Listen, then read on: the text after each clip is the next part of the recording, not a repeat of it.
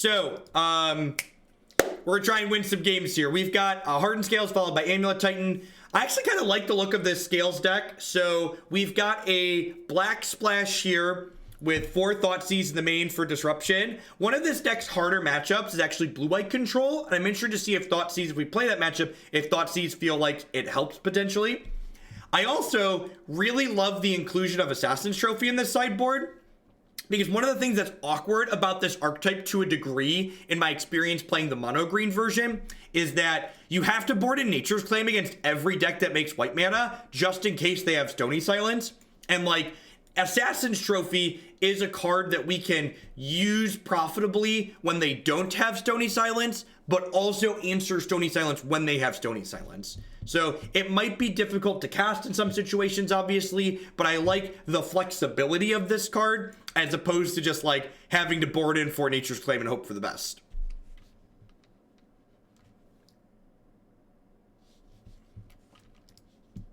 Winding Constrictor. So the creature package on this deck is really pretty tight, and I think it's going to be hard to consistently cast Winding Constrictor on 2 or 3 with the number of colorless sources that we have. The upside to something like Assassin's Trophy is that in the matches that we're bringing it in to tag Stony Silence, those games are going long, so we can afford to not be able to cast Stony Silence or Assassin's Trophy, you know, until say turn 3, 4, 5, 6, something like that.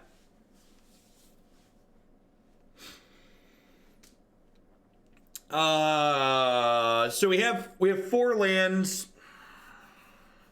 I don't have the card my deck is named after. You basically have 5 lands. I'm gonna mulligan.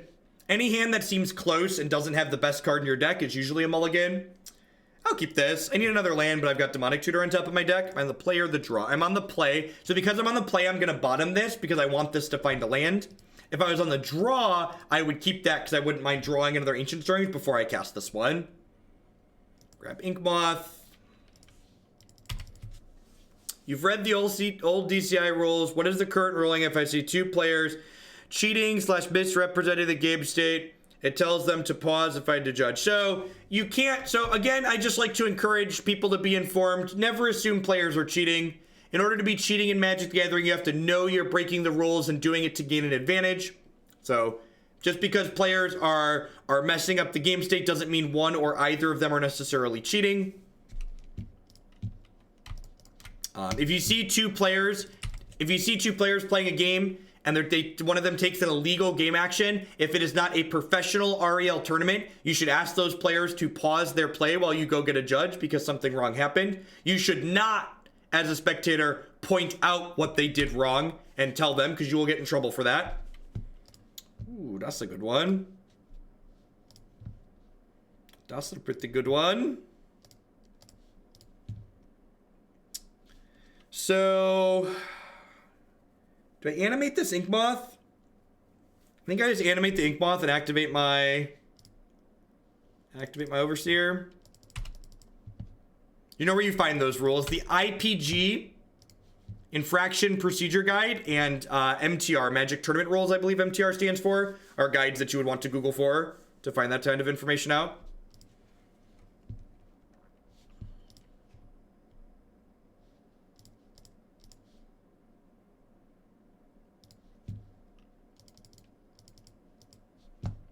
They reveal the forest. So I am not going to attack with my Inkmoth Nexus here because I can't, because Mox Opal isn't enabled. I also want to be able to activate this to slide counters onto it should my opponent kill my Arcbound Worker.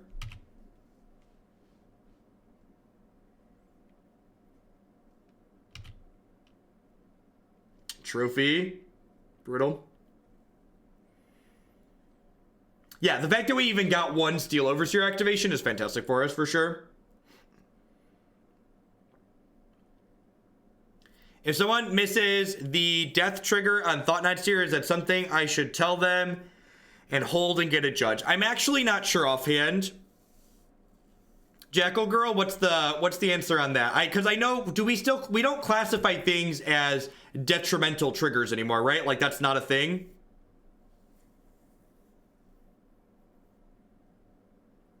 All right, so they're making me sacrifice a creature. Do I animate Inkmoth and sacrifice that?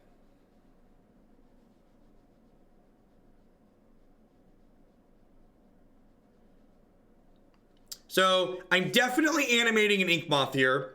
The question is, am I animating an Inkmoth and sacrificing the Inkmoth, or am I animating the Arcbound Worker, or am I animating the Inkmoth and sacrificing the Worker to put counters onto the Inkmoth? Do we like pivoting to the Infect plan with them having Assassin's Trophy? It seems less appealing moving to the Infect plan because they have Assassin's Trophy. I think I like doing this. I think because they have the trophy, going in on the Infect plan is less good. Is the Infect lethal? It would be 1 plus 5 is 6, 7, 8, 9. No, I'm 1 short of Infect lethal.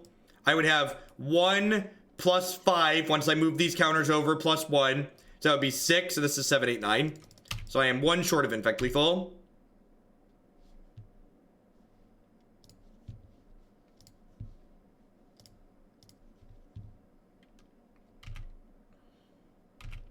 I'm just going to send both of these at them. If they want to discard a card out of their hand, I think that's fine. Is that true? Nah, I'm going to kill the Liliana. Because, like, they have the trophy next turn. So, like, if they plus and discard, like, a useless discard spell, then they can kill... Then they could kill something next turn with the Liliana. So I think this is okay.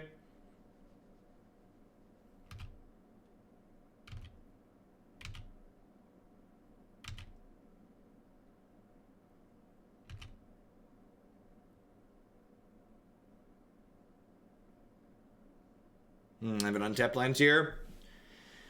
Probably dead.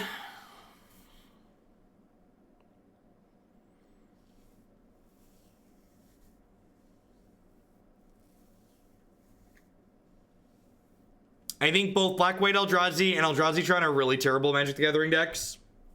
But you do you. They're both clunky and inconsistent in my experience.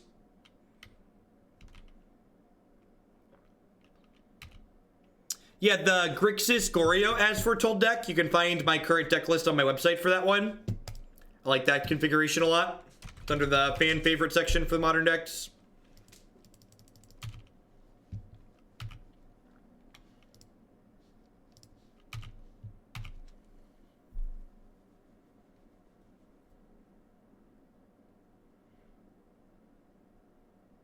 Do we only have 2 decks to play today? Well, we already played 2 decks that were Glorious Dumpster Fires. So, we'll see. If these 2 decks go at a reasonable pace, we'll probably get another one in after.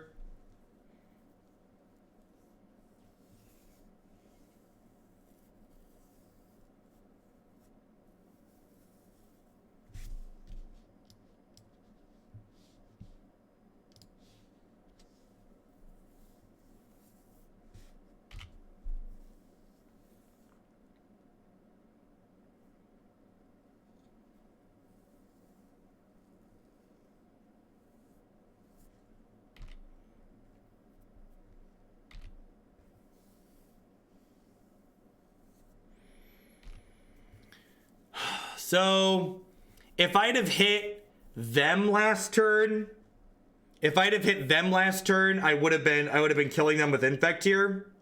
Yeah, they have 5 cards in their hand, and one of them isn't it. They have Assassin's Trophy, Liliana Veil, and a bunch of cards I don't know. I think we're pretty buried here.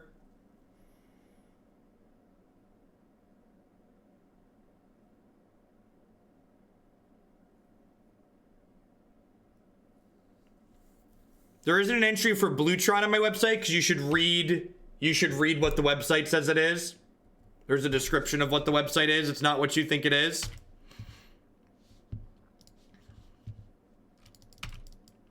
And like the Inkmoth looks good here, but they have trophy that we know about, so just like they just don't care.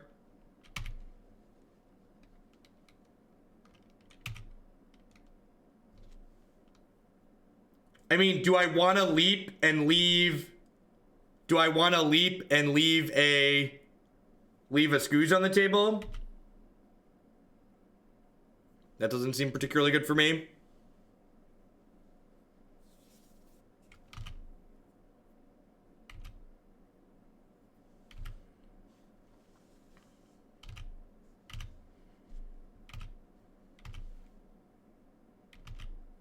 Yes, Bob is my win con. That is exactly correct.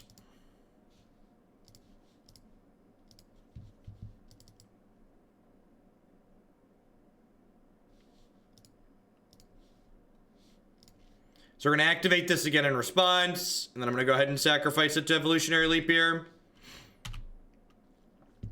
I've been playing Scales for a little while now, and I've been less and less impressed with Evo Leap. I replaced it with Basketball. Have a look back thoughts. I think cutting Evolutionary Leap's a big mistake. I think one of the appeals of this deck is it's an aggressive deck that also pushes out lots of damage. And it also grinds lots of cards, and Evolutionary Leap helps you do that. All right, so now I just need to flip a 2-drop here. Fuck you, Bob. Dang it, Bob. Dang it, Robert. You are the chosen one, Robert. You are the chosen one.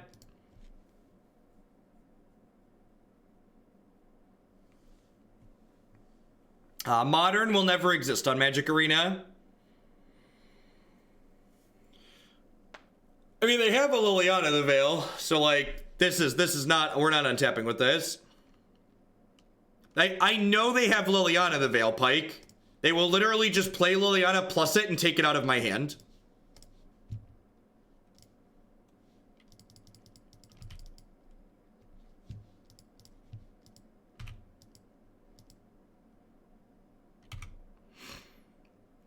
If they're smart, they'll edict themselves here.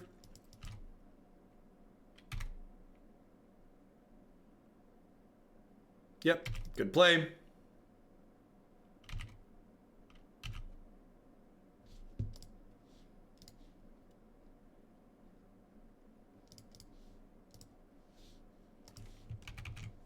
All right, show me potato salad.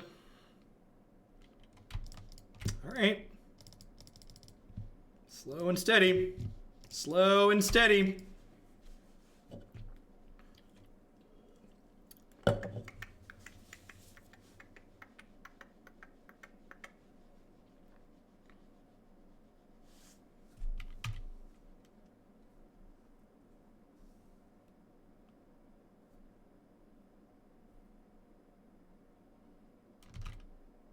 Yeah, if they kill Hangarback Walker, they die in the air.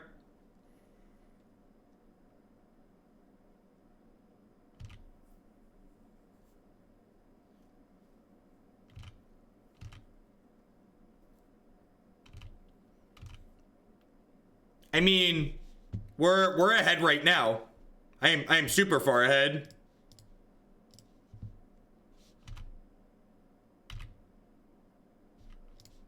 They're dead.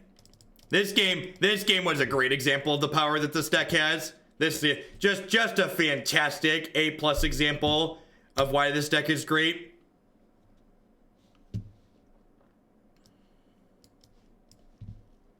That was also a great game after we talked about potentially, someone in chat was talking about like, do we want Evolutionary Leap? Just like showing the power of Evolutionary Leap. Yeah. God, you know what? I should stop crusading for people to cut Dark Confidant from their Jund and their green-black decks, because every time they play Dark Confidant against me, it wins me the game. So like, please keep putting Dark Confidants in your deck. Thanks.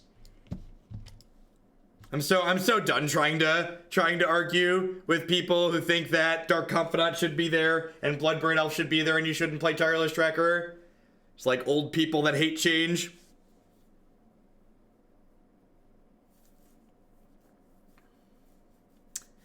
So I think I just want a couple of Fatal Push. Yeah, start shouting Bobs. Dark Confidant's wonderful. Play more Bobs. Play more Bobs.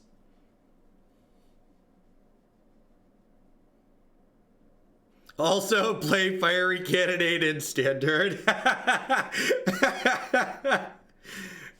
definitely want Fatal Push as my 60th card here. The question is, do I want to cut something to fit in the second Fatal Push? Like, if I keep their Tarmogoyf off the table, they have a hard time closing the game out. Yeah, I think I want both the Fatal Pushes. I don't know exactly what I want to try. Maybe Throne of Geth is fine. It's probably Throne of Geth. Reed Duke still plays Bob. When was the last time Reed Duke registered Green Black X? Last I checked, Reed Duke showed up with Mardu Pyromancer last Modern tournament he played, thanks. Last I checked.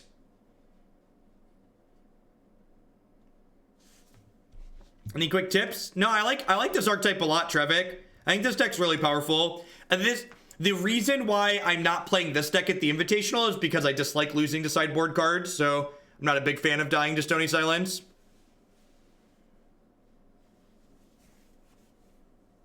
Some of these Jund decks play Leyline. I think because I'm up a game, I'm just going to click submit. If they Leyline me, I'll board in trophy for game 3.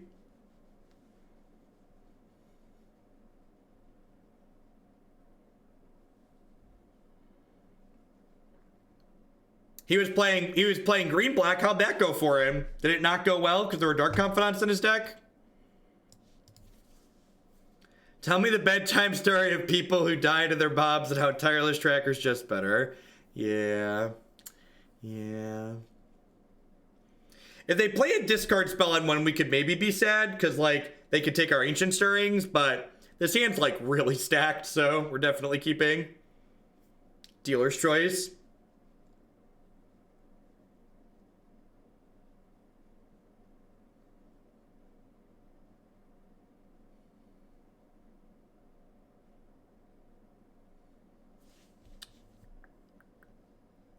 I've not, Sinbred.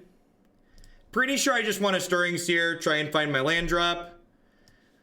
Well, that's not a good scene for us. Animation module generates value, but it's kind of expensive in terms of mana, so I'm gonna go ahead and take Hangarback Walker here.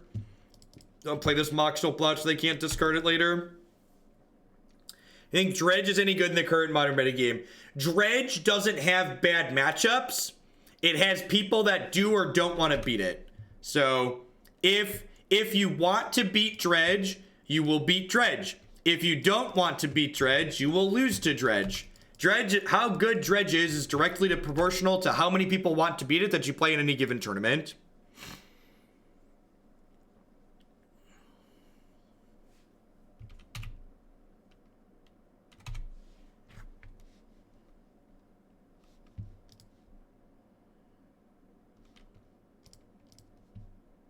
So they like almost certainly have a removal spell in their deck, right? Or in their deck, definitely in their deck. They almost certainly have a removal spell in their hand here. Oh, you know what? I shouldn't have done this. I should have held this to exile my own creature. So I think to bait removal here, I'm gonna lead on Arcbound Worker into Hangarback Walker rather than run out the Steel Overseer right away.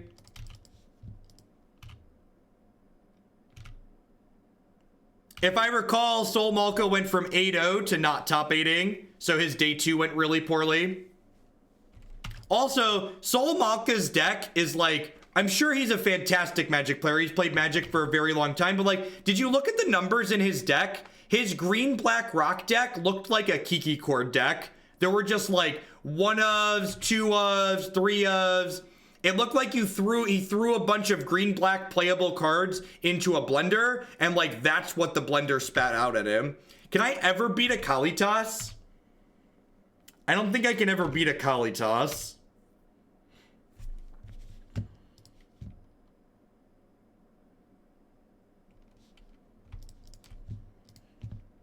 If they have a removal spell, I can't beat a Kalitas.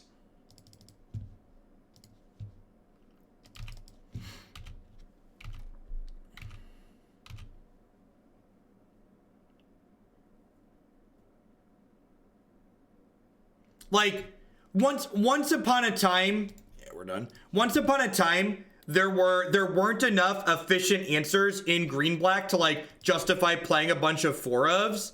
But, like, there's a lot of good cards that you can register in green-black today. You should have a bunch of 4-ofs in your deck.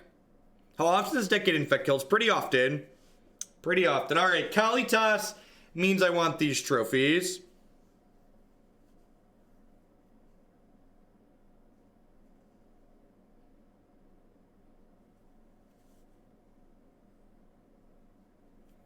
What do I want to do to fit these trophies in my deck?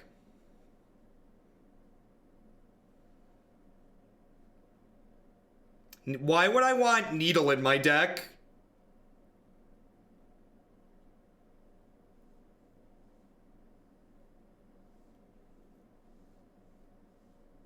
Yes, Collective Brutality and Assassin Trophy did a lot for green-black.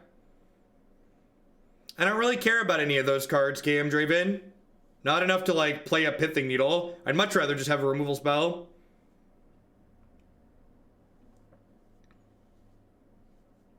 We can beat Kalitas often. If we take it off the table, it just goes away and doesn't matter.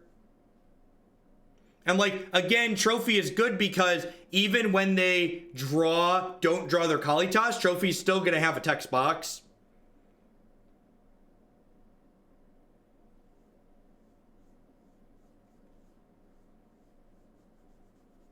I trim these relics. They're kind of mediocre.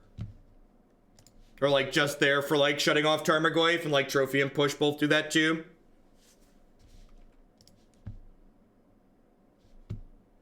Seems great.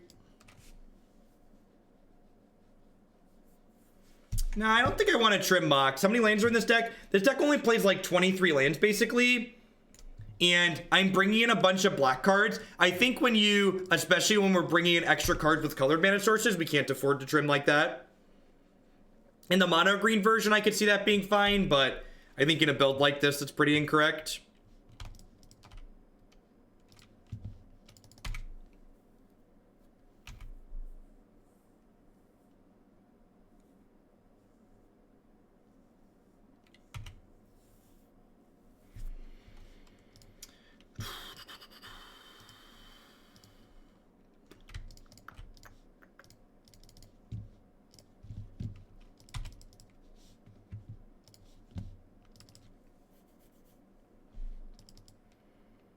Good night, Hangarback Walker. You are too pure for this world.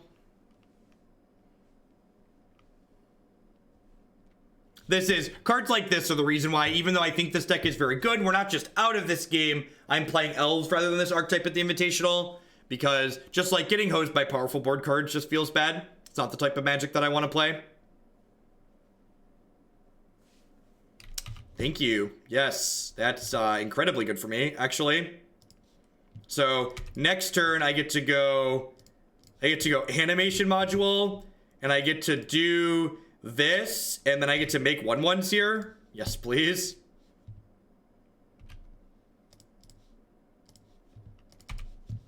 Go.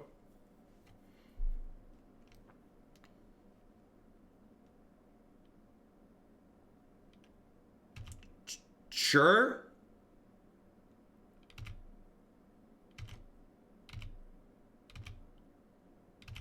That seems incredibly wrong. I don't know why they're not just grudging my thing. Like, I get to just kill this for free now? Yeah, I thought it was gonna be a Maelstrom Pulse, so it's gonna be a little bit sad. And like now I just don't have to commit anything else to the table. So like I get to animation module this.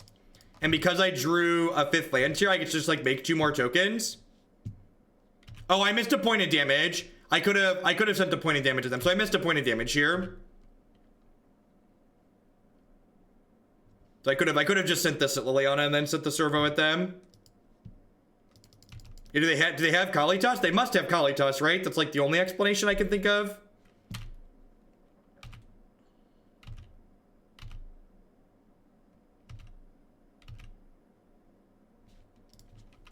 My website has all of the decks sorted on there. There's even a meme category.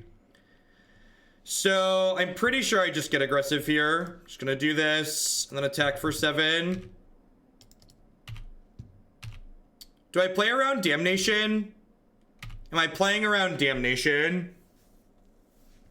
Am I playing around Damnation?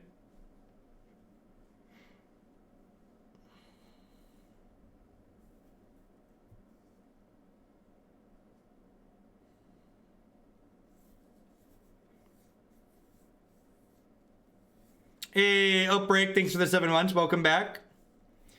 I was gonna play around Damnation. I should have attacked with the Inkmoths. It's lethal. Thanks for the 10 months. Welcome, welcome.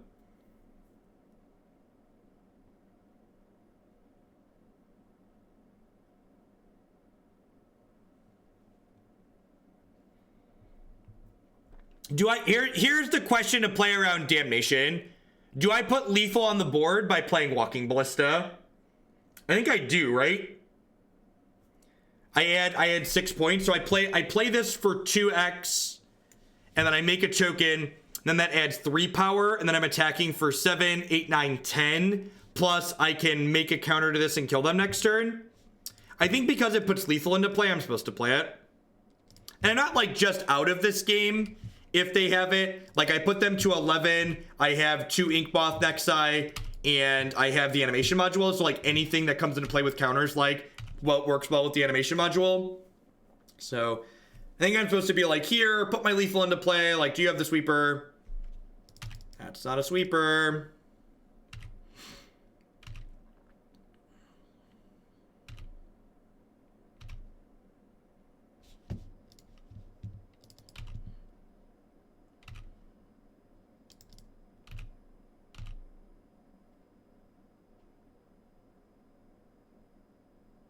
Are you just animating Treetop Village here? Oh, sure.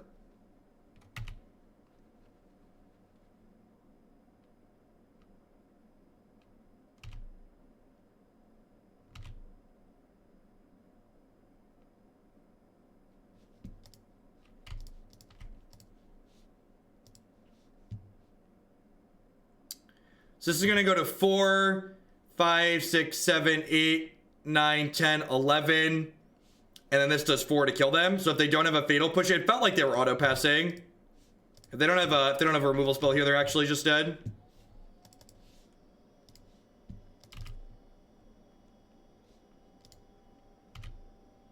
Animation module. I feel like animation module was like the last missing piece of this puzzle. Where you were just like, well, the key to this deck in the early stages was figuring out a way to make the deck playable when you don't have Hardened Scales. And animation module really feels like it's just this card that pushes the deck up over the top in the matches where you don't have Hardened Scales. Like, just very, very powerful and consistent. Just gives you this axis of attack that's just like very powerful for what this deck wants to be doing.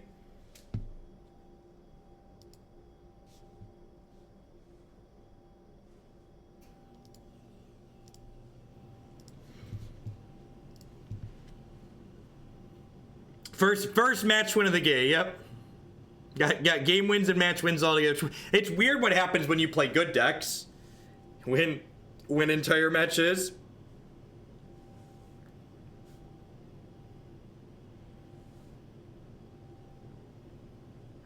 I think this is a mulligan. I just like don't have enough colored sources to gamble on this, I don't think.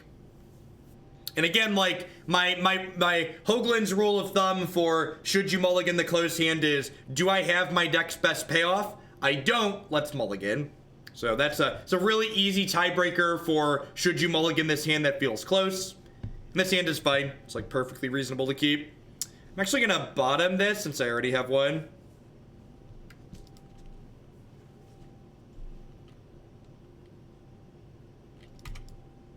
Spirits, probably. If it's spirits, I wish I kept the other Walking Ballista. Yeah, the first 2 decks we played today took like less than an hour between the 2 of them. It was not a good scene. It could be some type of Death and Taxes variation. I'm gonna go ahead and play the Mox Opal out here on 1 because my opponent could be a Thalia deck. Let's get that into play ASAP. What do you think about playing Young Pyromancer main and Grixis Shadow to increase threat density? I think sideboarding Pyromancer and Grixis Shadow is fine. I wouldn't main deck Pyromancer because I think one of the appeals to playing Grixis Shadow is that you have a lot of threats, none of which die to Lightning Bolt. So like turning on your opponent's cheaper removal like Lightning Bolt and Collective Brutality seems less than ideal in that archetype.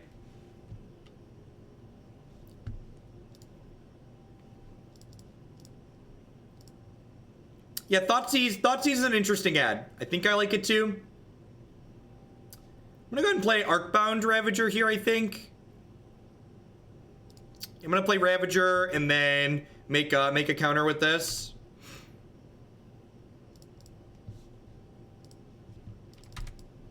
Yeah, when someone sent me the black splash, I was like, oh, that seems neat. Like, we tried a white splash. I don't know why I didn't think of black.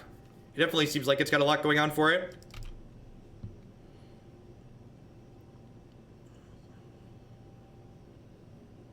That's true too. No, actually, I wouldn't recommend playing Traverse Shadow Hasu. Mausoleum Secrets inside Grixis Shadow, I think, is probably very good.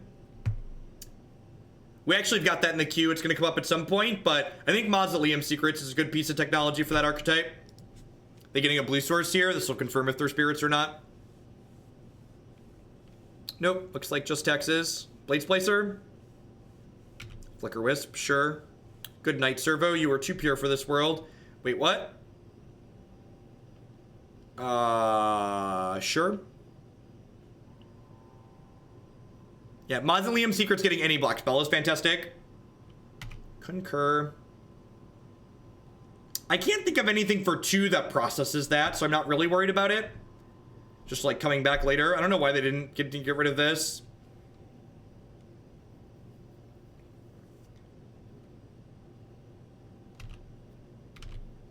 How many Mausoleum Secrets you're coming? I think 2's a good spot.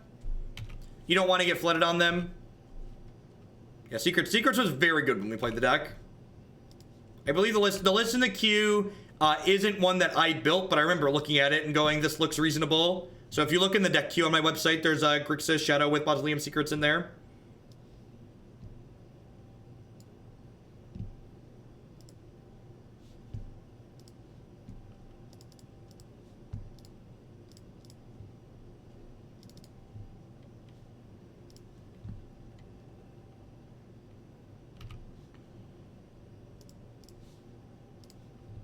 So feeling like we're pretty ahead at the moment. Is there a VOD of Secret Shadow? It was a blue-black Shadow deck. The actual deck went okay. Mausoleum Secrets really overperformed. We've not played Grixis with it yet. It was like blue-black Delver Shadow or something like that. Look for just blue-black Shadow on my YouTube channel.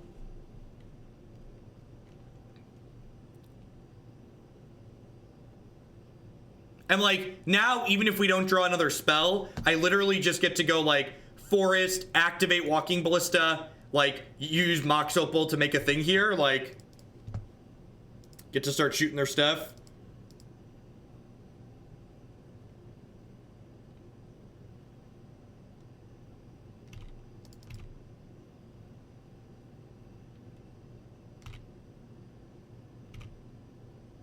Oh, actually, I could do this too, right? God, that's good. Oh.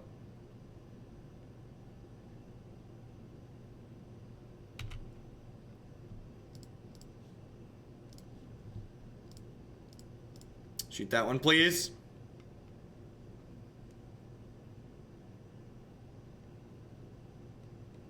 Do you have another Flicker Wisp? They have one card in their hand that we don't know, and I know they have Restoration Angel, so I think it's worth gambling that they could have drawn a Flicker Wisp there to play around that.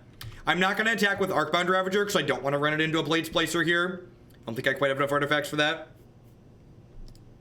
I guess if I would have played, I could have played Arcbound Worker out here to modular onto this.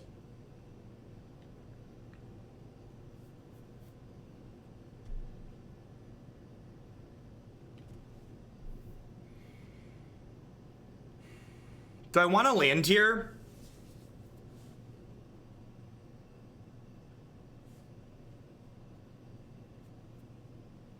Yeah, definitely, Nick. I think I want the land. I should have played the Arcbound Worker sooner, I think.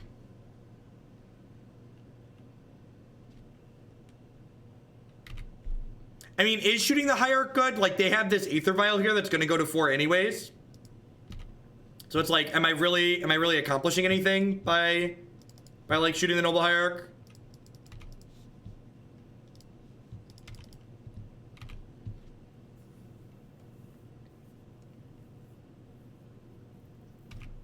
I mean, I think they're putting Vial to 4 regardless. Oh, they're not. Interesting. Okay.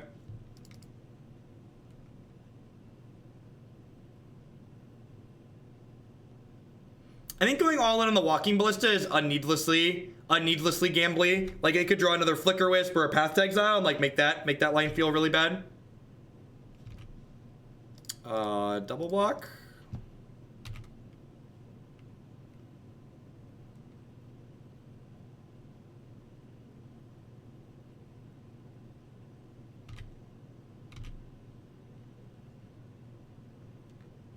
So you have exactly Restoration Angel left. Is that a good one? If so, why?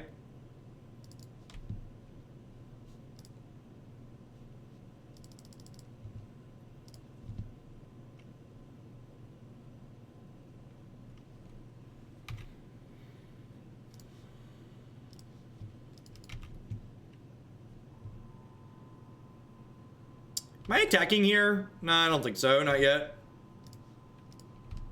Go ahead and crank this up now before they draw a removal spell for it. Just get my guaranteed counter. Go. You have a thing. No, I'm just like not in a rush.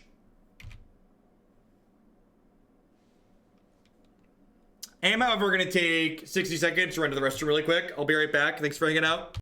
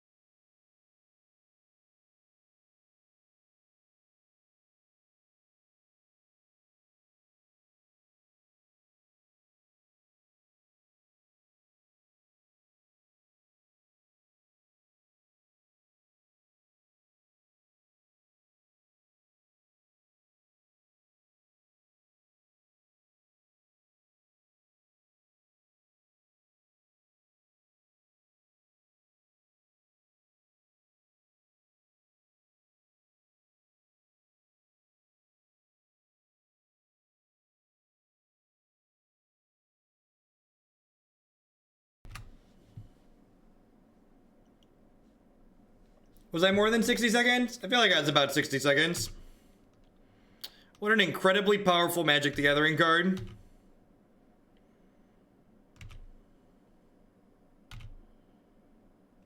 Of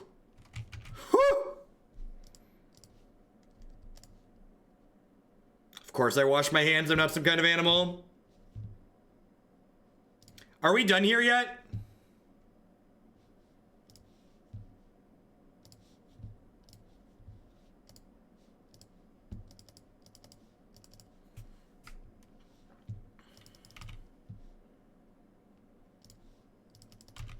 All right, now I'm going to attack with this Arcbound Worker, because if you want to block it, I'm going to kill your Restoration Angel with this Walking Ballista. Why is blue-white on the no-fly list? Because the power level isn't particularly high, in my opinion, and the leagues take forever, so people try to... And it's popular, so people try to submit it all the time. So, if you want me to play a league with blue-white control, you got to give me at least 50 bucks. It's going to take me forever to play through it.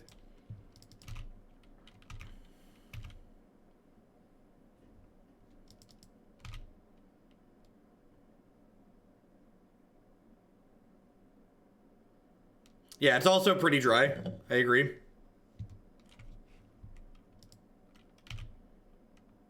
Why are we still playing Magic? Do you have like a main deck Stony Silence that doesn't even win you the game at this point? This deck's great. I think they're like dead this turn almost.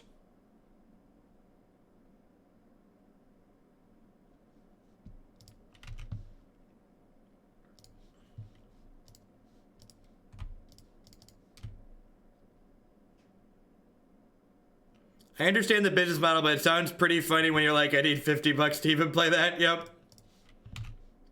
I mean, like, my time is what I'm selling, basically, right? And I have a very finite amount of time. So, like, if I'm going to play a deck that takes as long as 2 other decks while also being kind of dry content, like, it needs to be worthwhile.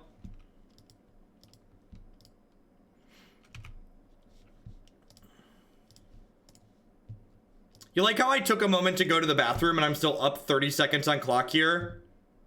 While taking infinitely more game actions than my opponent? Just like, took a minute to go to the bathroom, did way more game actions than my opponent, still up on clock. Welcome to Magic Online.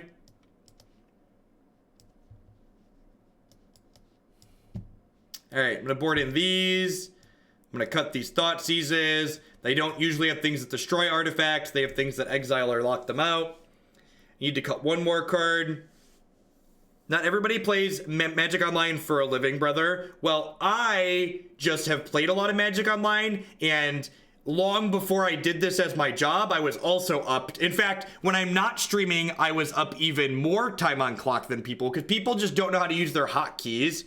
It's not about making decisions quickly. It's about on turn 1 after you play your land, press your F6 key instead of clicking OK 4 times. It's really not complicated and has nothing to do with the time you take to think. People burn time on Magic Online because they just don't know how the buttons work and they don't take the time to learn. It's not, if people are like taking time on like hard turns making decisions, I'd be sure whatever, like at least that's interesting, right? We could talk about what they're doing. But the problem is a lot of the time people spend burning on Magic Online that makes the clock go really slowly has nothing to do with them making Magic decisions.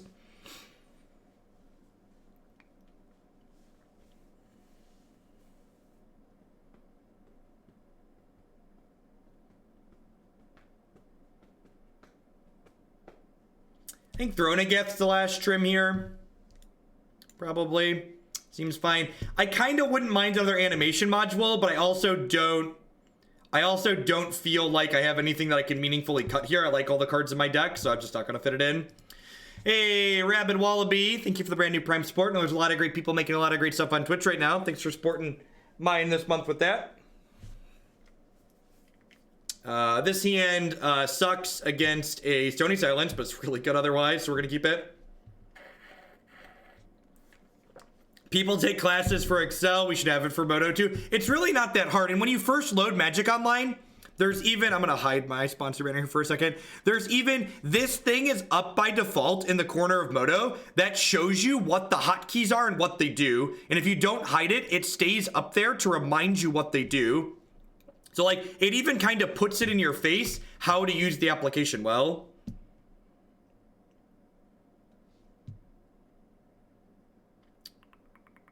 I'm gonna lead on Inkmoth Nexus here. Now I'm gonna lead on Darksteel Citadel. And the reason I'm leading on Darksteel Citadel is because if I draw exactly a second Darksteel Citadel next turn, I can go second Darksteel Citadel, Mox Opal, Hardened Scales, then thing. Oh, I should have played the Opal because of Thalia. That's actually a pretty big mistake. Wow, that's a big mistake. I even talked about that last game, right? Just like needed to do that in advance, and I didn't do it this game because I was talking about other things. This deck has more play to it than Green Black Elves. I think so. In the games where you get to make decisions, this deck has more decisions to make. However, this deck also gets hosed by sideboard cards, and Green Black Elves really doesn't.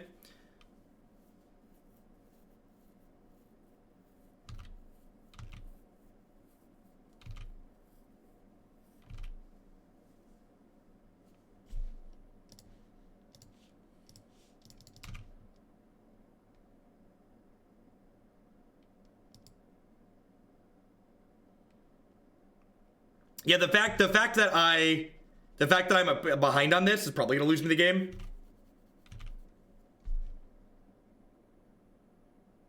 Would you like to draw a land this turn?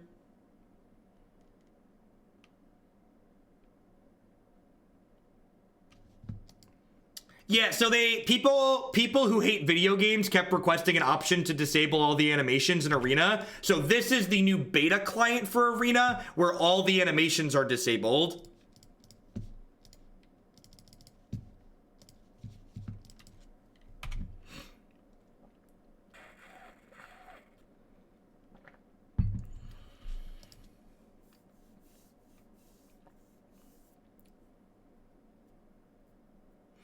I think the community for Artifact is going to be very small. I think a bunch of people are going to try it at first and realize they don't either like the monetization model or they don't like the gameplay because the gameplay is very different from other card games. I think it's definitely going to like have some small success in the long term, but I'd be surprised if it was ever as popular as even Magic is, just because of how they've set themselves up. They've set themselves up to be like a niche within a niche. It's $12 to play a competitive league. It's $7 to play a friendly league. It's a really good game, Brad. The Warhammer Champions game is the best new card game I've played in a long time. And the fact that it's like designed to fit onto mobile is just fantastic.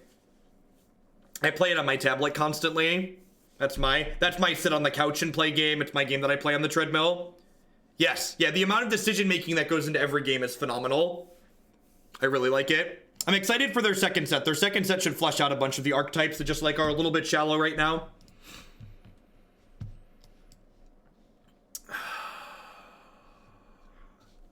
think this is a keep. I think this is a keep.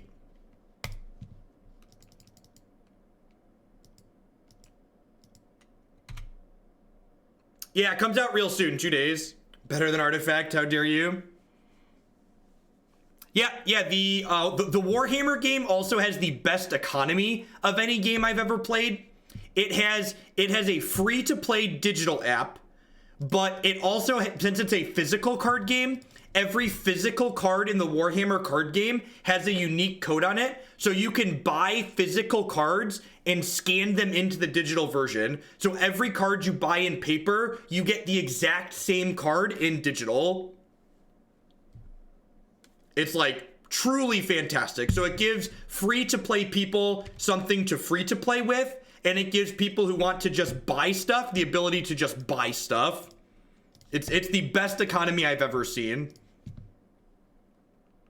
And the gameplay is really good. If you're looking for a good mobile card game or just another paper card game, like it's fantastic. Can't recommend that enough.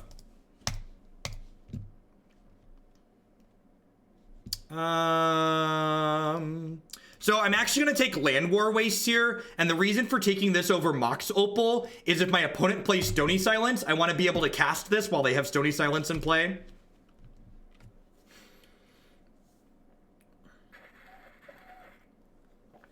Yes, it is not on the desktop currently. They only released on mobile. So yeah, so the pure digital version has a Hearthstone-esque free-to-play economy, but then you can also buy paper card singles and then do that. I actually mixed and matched, and so like I bought paper copies of like all the commons and uncommons I wanted to play, because Cool Stuff Inc., my sponsor, actually sells Warhammer singles. So I bought a bunch of common and uncommon singles, and then I bought singles for those, and then I crafted the rare cards because the rares were too much money. Have you read an offer to be a TCG developer? I've not, but that's not really something I'm looking for personally. That's annoying. They're going to take my Steel Overseer. They're taking my Walking Ballista. Okay, I guess that makes sense. Is that something you'll play? Nah, I don't think so. The distribution, the Keyforge isn't a game that like plays well competitively. It's really poorly designed as far as like competitive gameplay goes. So that's not something I'm really interested in. If they have a Restoration Angel next turn, I could be a little bit sad from this line of play, because they could resto this. Oh, they only have 2 lands. Never mind. I'm silly. This is fine. What if you trade a physical card, can you redeem it again? When the person who has the card redeemed in the mobile app can unredeem it. So if you've claimed a card and you scan a card that you've already claimed again, you can unclaim it, so you can trade physical with digital. Or trade digital with physical.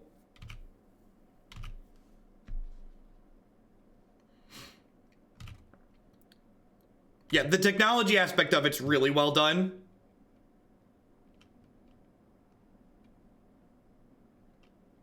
They're not really very expensive. The commons and uncommons are cheap. Some of the rares are expensive, which is why I just crafted those. So just Walking Ballista here. Do this, and then attack for 3. Attack for 3 sounds good. It's actually not made by Games Workshop. It's made by a small company called PlayFusion that's licensed the intellectual property from Games Workshop.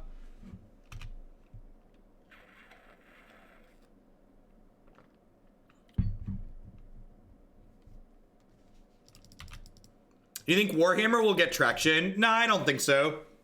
I think it'll always be a niche game. It's very difficult to break into the TCG market in general. So I'm going to go ahead and kill... God, both of these suck for me to blink. I'm going to kill the Knight of Autumn. Has PlayFusion made other mobile games? Yeah, they made a game called... they made a game with their own IP called Lightseekers, I think it's called. Which I didn't really care for Lightseekers gameplay, but the Warhammer game is good.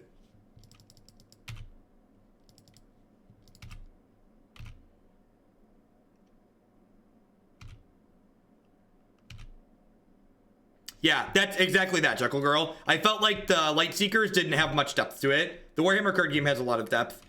Was it how? I think I made a how-to video, how-to war. There's the quick rules of the game and an intro video if you're interested in it. And it's free to play and you can download it on Android and iOS if you want to just try it out. So I'm gonna go ahead and activate this now, I think, and then I'm gonna start hammering Evolutionary Leap on this Hangarback Walker.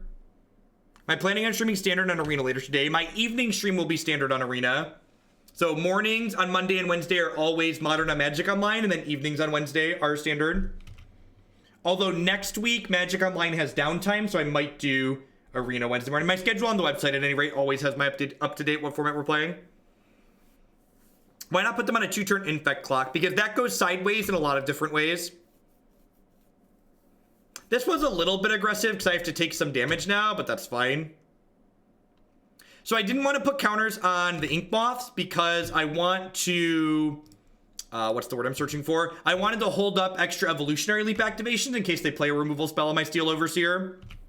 Just like make sure I get good max value here.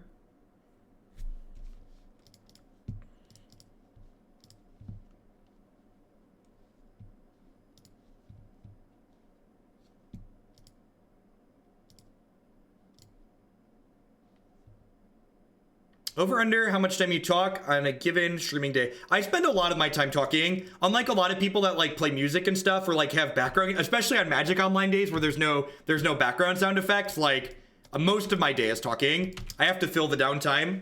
I'm the only thing going on here.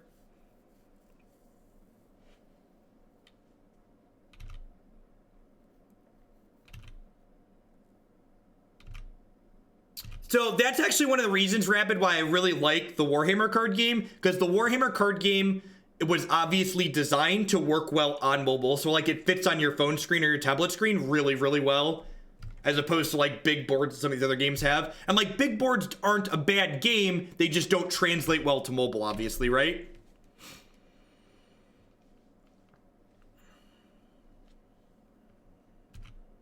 They're just like super dead here, right? They're at 5. They can't cast Settle the Wreckage because Thalia's in play.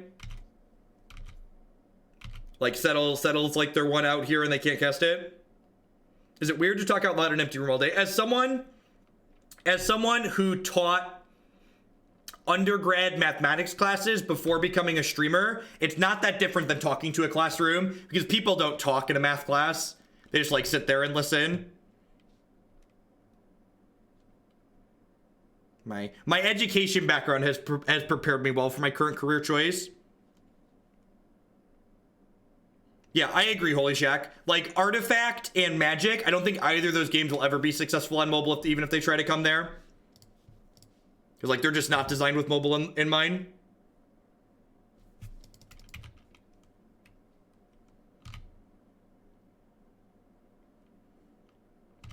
Like, this is a great example of, like, people just, like, wasting time on Magic Online. Like, my opponent is, like, very clearly super dead on board and just, like, making me click through it.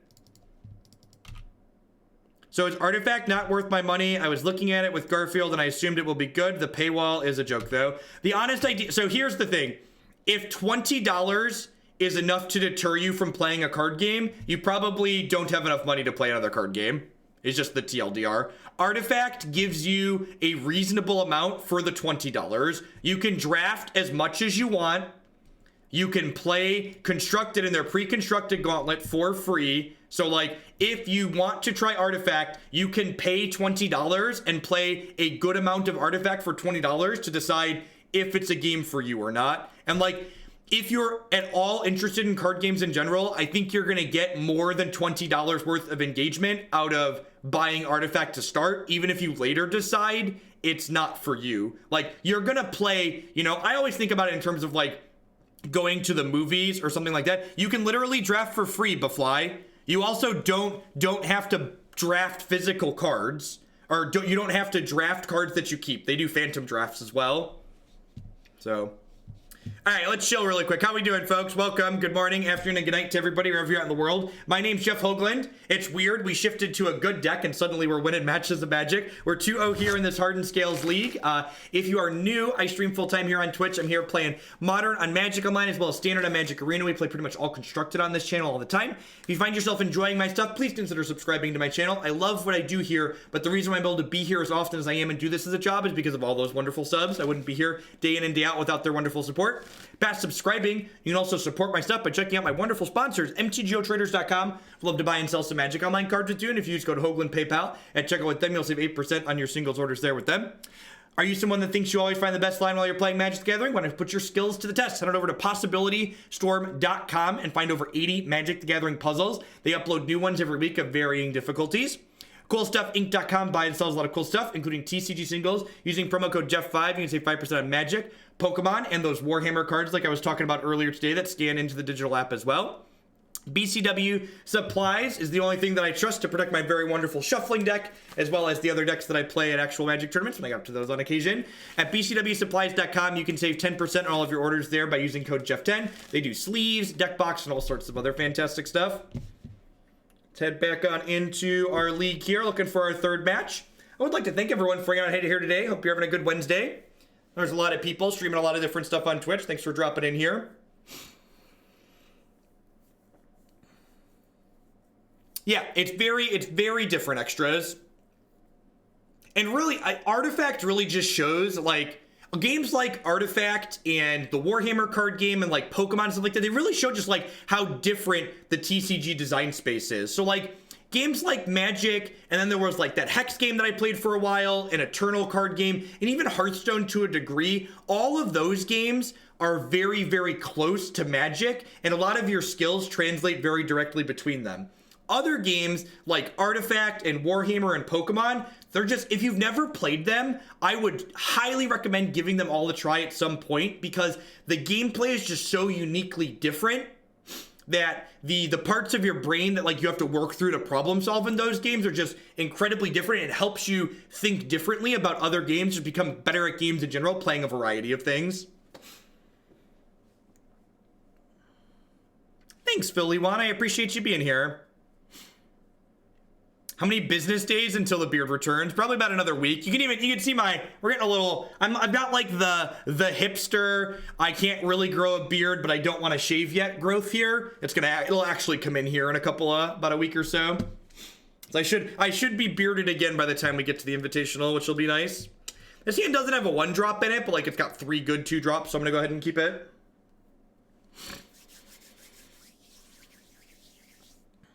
I have a timeout for that. Yep. Remember, you don't have to hit enter after every sentence you type. Unlike lots of other Twitch chats, I encourage you to form a full cohesive thought before sending that message through. You're not the only state of beard I could get to. Can I already buy Artifact? You can pre-order it. It releases in like 5 hours or something like that. His name's Human. Named Human. Okay.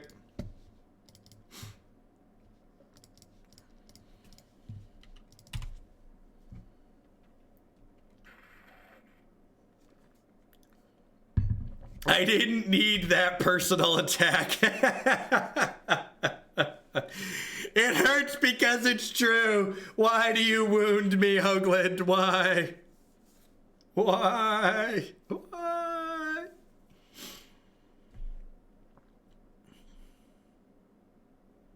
So I think my next turn is probably Ballista for 2, Hangarback for 2, activate the Steel Overseer.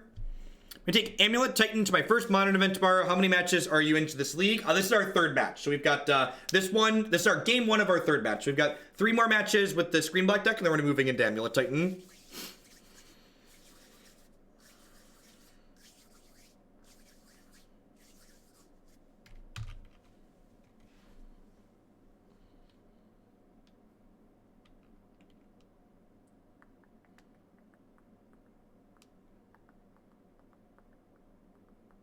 There's a good chance this name's Hangarback or Walking Ballista here.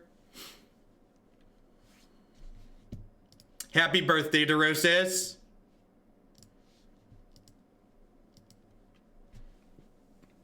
Hardened Scales. Okay, that's good for me. All right, so with that play there, do I just play Walking Ballista for 2 and then activate Steel Overseer and shoot down the Champion of the Parish? What do we think of that? I think I like that. Like, just like keep their board in check.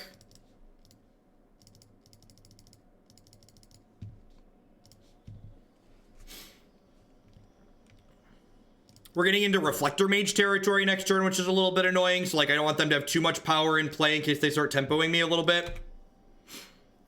I think it's important to keep their board in check. And then, like, next turn, I can Thoughtseize plus Hangarback for 2.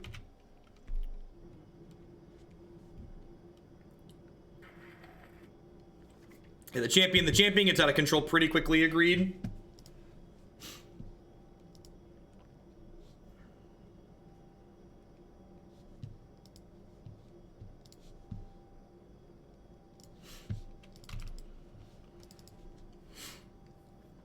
Is the amulet list your preferred one? The second EE is really important. I don't think the second EE is that important. The amulet we're playing today is a viewer submitted one. My preferred list is on my website as always. Which, it's been a second since I looked at it, but I'm pretty sure the one on my website has Explore and Impulse in it. Meddling Mage is on Hardened Scales currently. All right, so this is actually an important sequencing thing. I actually want to play Hangarback Walker before I Thoughtseize here. And the reason for this is there's a chance they activate this Aether Vial in response here, which might prompt me to want to Steel Overseer and shoot something here. Yeah, so let's see what comes in off of here.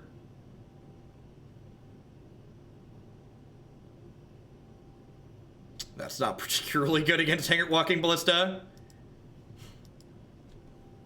This'll give me some good knowledge for like how I want to sequence my stuff or how I want to use my onboard tricks. What's my favorite deck in Modern to play right now and why? Green Black Elves. Green Black Elves is a fantastic mix of both consistent and powerful. It hits a really sweet spot of consistent and powerful.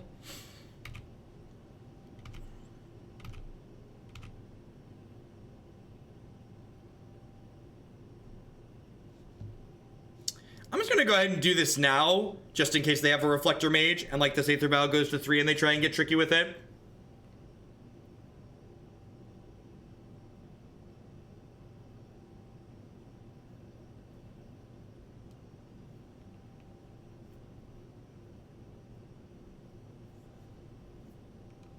Sure. And I'm just gonna take a hit this turn, because I want to start activating Hangarback Walker and Walking Ballista next turn. This is a Lieutenant. Lieutenant's a little bit rough. I think I'm still just taking a hit this turn. It's going to be a hit for 9, though. They're going to attack with these two. They're going to attack with all 3 of these, and I'm going to shoot this one. I guess they really don't want to trade that. Yeah, this attack makes sense, I think.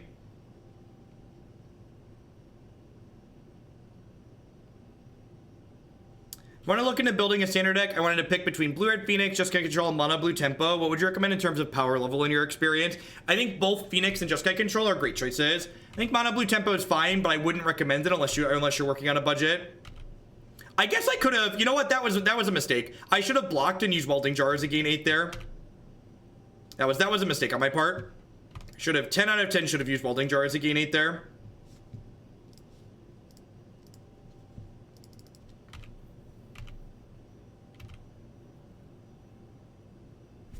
I'm gonna go ahead and shoot this before it threatens to get large.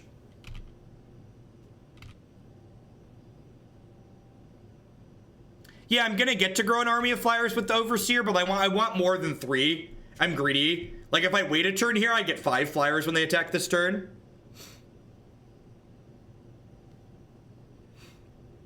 I should, however, have gained 8 here because, like, now Mantis Rider off the top is, like, kind of scary for me.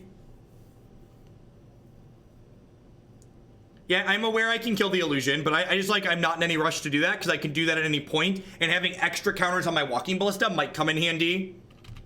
So, like, there's nothing stopping you from doing this if I draw Arcbound Ravager later.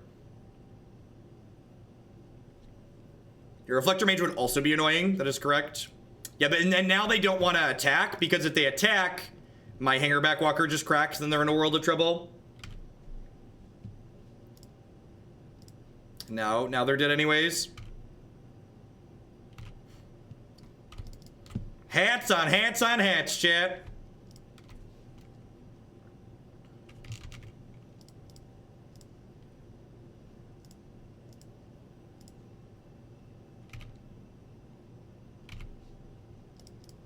All right, now we should be pretty stabilized.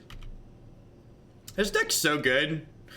It's so good.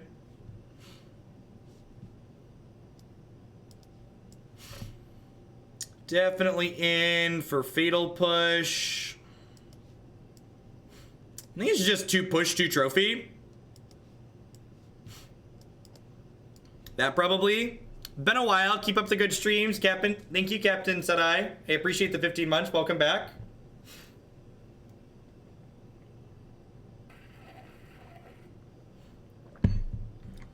Do we like this? I think I like this.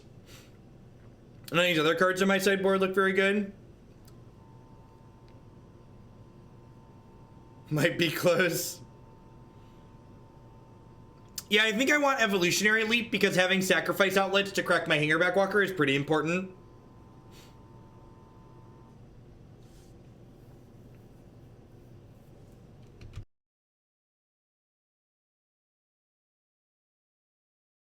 What do I want my sideboard more than Welding Jar? I think especially on the draw, I think Welding Jar is fine, so I can just, like, block something and regenerate my thing.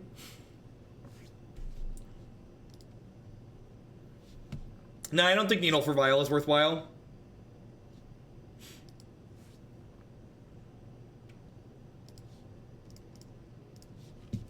I just don't really care about 3 for Vial.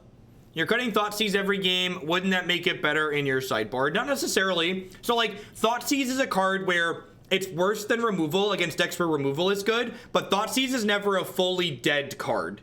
So, like, even against, so, like, Thoughtseize is really good against combo and control decks, but, like, even against aggro decks like that game, Thoughtseize was fine against humans. It's not a card it's not a card that I want my deck post board against them. I'd rather have removal, but game 1, Thoughtseize is rarely dead.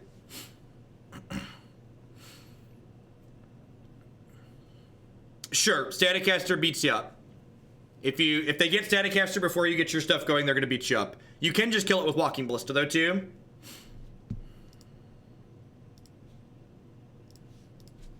Why the choice is Needle over Revoker? I have no idea. Revoker is easier to kill, I'd imagine, is probably the reason. Needle's also cheaper.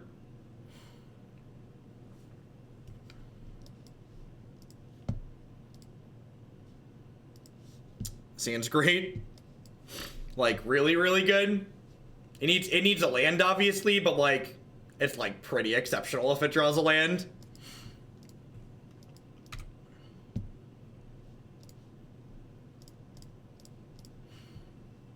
I'm gonna play this out in case they have a Thalia. That's true, too. Curve consideration's a big deal. Like, you look at the curve and look at how many 2-drops we have.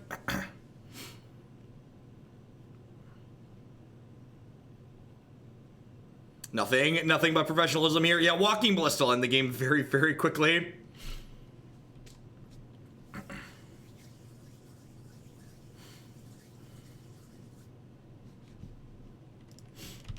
If this is your first time seeing this deck, I agree. It's quite sweet and powerful. You'll definitely want to check out my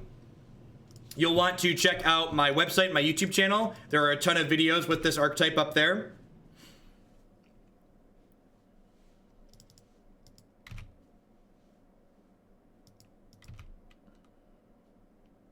No, the decks Duress comes in against, you don't want Inquisition against.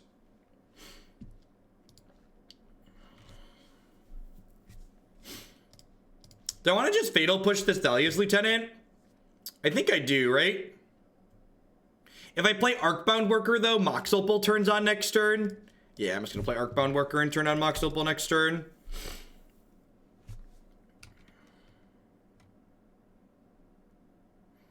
Nah, I think this is fine. I think the fact that I can't turn on Opal next turn without playing Worker this turn means playing Worker is pretty correct. Yeah, we generally 4-1 or 5-0 with this archetype.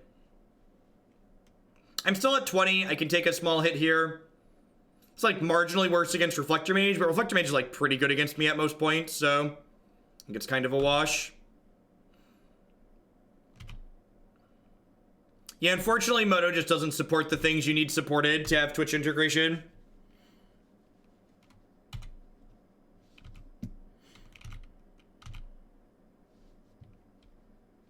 So I can't replay this. I don't think I could take another hit for 6 here, unfortunately. It's a lot of Mox Opals. I guess I could have played Ravager and sacked an Opal to it. Since I have so many. Maybe that's a line too. I guess I'm taking 4 here regardless. Yeah, maybe I'm supposed to play Ravager and like feed it a Mox Opal or 2. That's really bad against another Reflector Mage though.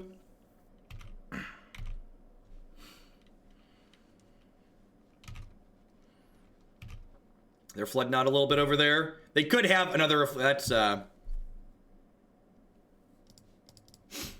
magic card.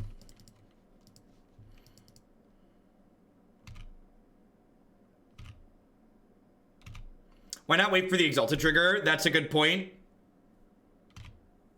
This is another Reflector Mage. Rude.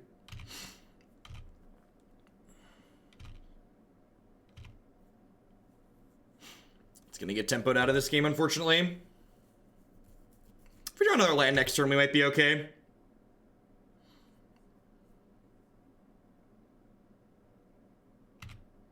With the legend roll on the stack.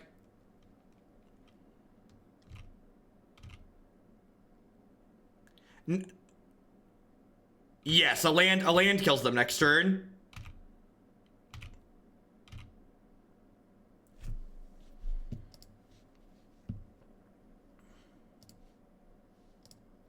Y'all ready for this? This is why this deck is great.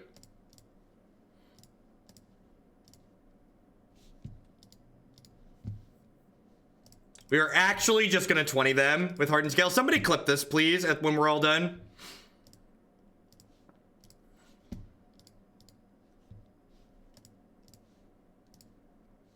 This is pod racing, yep.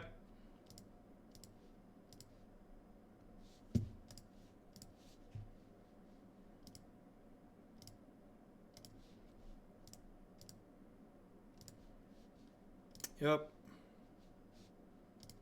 Yeah, just turn 5, 20 you with Walking Ballista.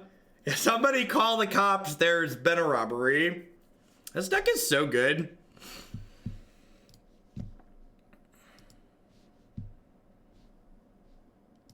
We're 3-0, right? That was the third match? Yeah, we're 3-0. If you modular the counters onto Ravager first, you get more counters. Yeah, you're right. No, that's not true. No, that's not true. It's the same, right? Pretty sure it's the same.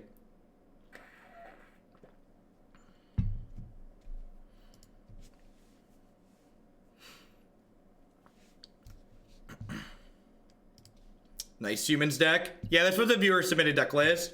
We've played this archetype many times in the past before, but this is the first time we've played it with the Black Splash. I think I like the Black Splash, actually. It feels pretty reasonable.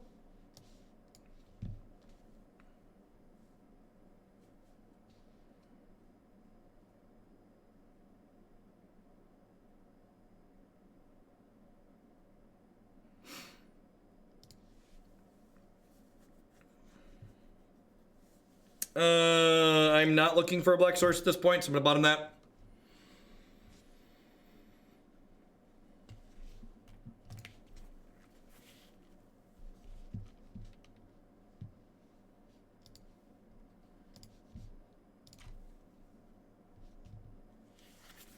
So I have a Ravager already. I think I want animation module here. Is that the one? I don't really want another Ravager. I don't think I need another land. Mox Opal could be cute. Maybe I want Mox Opal, just like get my mana going. I think I want Mox Opal to get my mana going.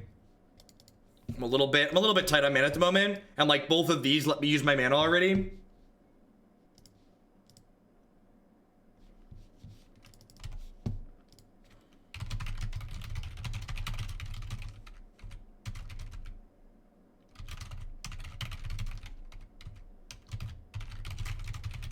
That is actually just like the best draw on our deck. Ooh, the mirror match. This probably means they can't interact with this, which is great for us.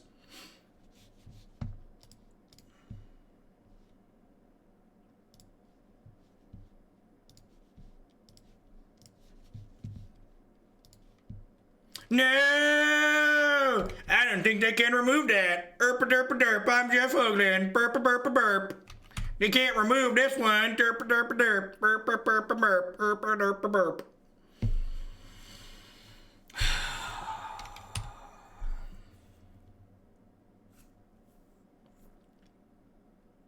Did you know this deck's basically unplayable? It loses the mirror match 100% of the time. We're very dead here. I'm gonna go ahead and move along.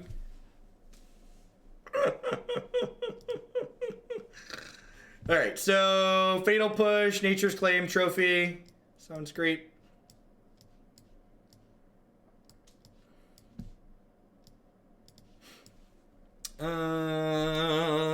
Probably don't want that. Animation. Is animation module too slow? Is this matchup really grindy, or is it just like pedal to the floor?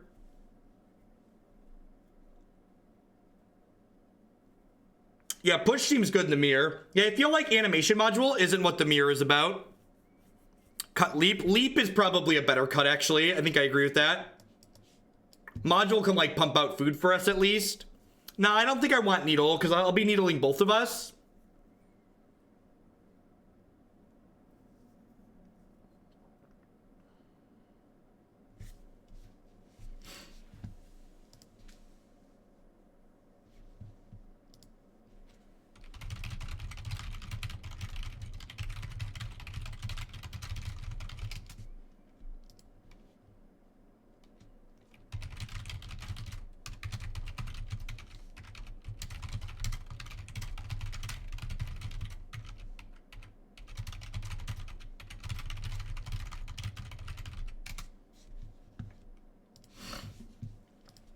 This is like in Standard when you have Tempest in your opener and your opponent goes Cloaked Curious Obsession. Yep. No, I think Throne's pretty good because it helps us go fast. Just like Proliferating is very reasonable.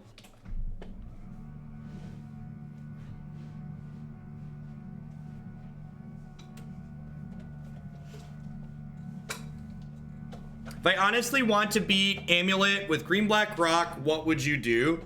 I'd start with 4 Damping Spheres. 4 Damping Spheres. Honestly, Damping Sphere and Surgical Extraction are probably your best bets. And make sure you're playing 4 Thoughtseize and max on Thoughtseize. Just like take their Titan away. This hand's like doesn't have scales, but it's definitely keepable. Welding Jar is very important here. Oh, you're right. It protects their stuff from getting shot, right? Yeah, I should have Welding Jar in my deck. What am I doing? They just Walking Ballista us. I agree. Welding Jar should be in my deck. This isn't a particularly good spell, so I'm just going to go ahead and grab the Swamp. Doesn't really matter. I'm going to grab the Darksteel Citadel. I have all my colors already.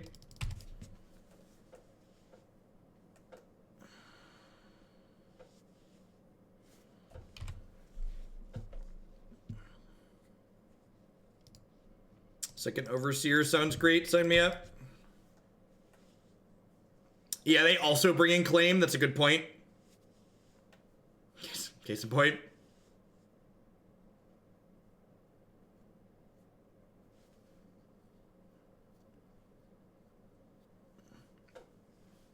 Yep.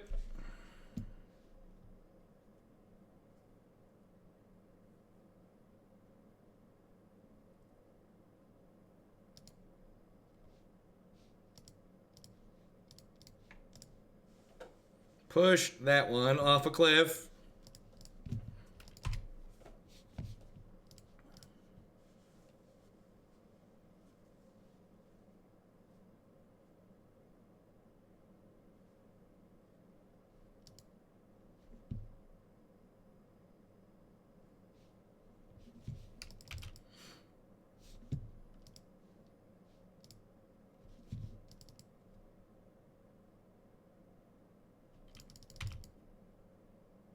What's your opinion on the Holllow Phoenix deck? I don't know, it's another linear degenerate deck, so it's probably fine in Modern.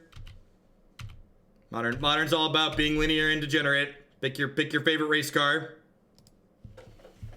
Alright, so Scales into Arcbound Ravager here.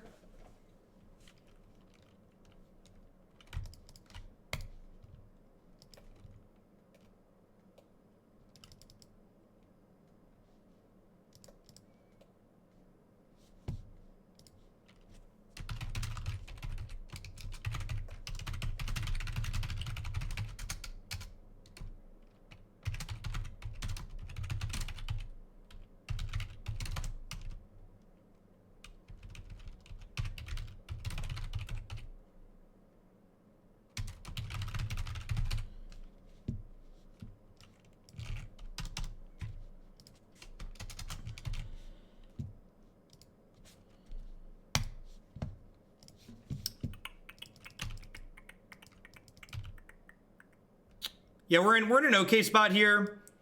I don't know. I guess like they have another removal spell. We could be medium-ish. Yeah, if we find a way to close the game, obviously we'll win on the spot. Basically, it's possible I should have Stirrings to like try and hit a land drop to go into Arcbound Ravager, but I really just want to get Arcbound Ravager into play this turn. Seemed ideal.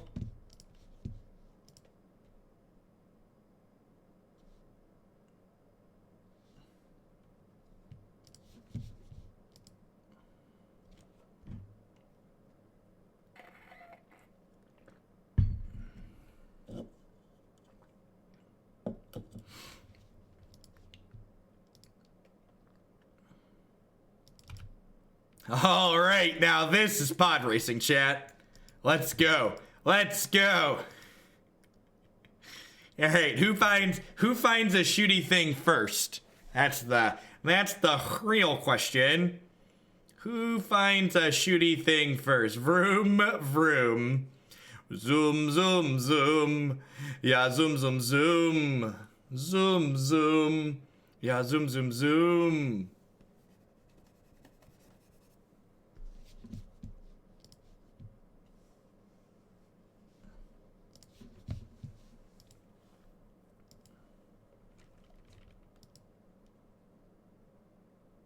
Here's the thing, King Jester. You are, in my opinion, you are automatically wrong if your statement starts with, I think this deck is good in Modern because it's well positioned. Because that's not how Modern works. Modern doesn't have positioning. Modern's a format where everybody shows up with a bunch of decks, regardless of how good or bad they are. Just because the linear decks are the most powerful things you can be doing, doesn't mean they're the only thing people show up and play. Modern and Magic in general are games and formats where people just play decks that they like playing. So if your reason for playing your deck isn't this deck's extremely powerful and I'm playing it because it's extremely powerful, you're probably playing it for a bad reason. I'm not dead here, am I? I'm not about to die from 24. This is 8, 9, 10, 11, 12. I can take 13 here. Yes, that too. Changing decks in Modern is expensive, so people often just own one deck and then play that deck for as long as possible.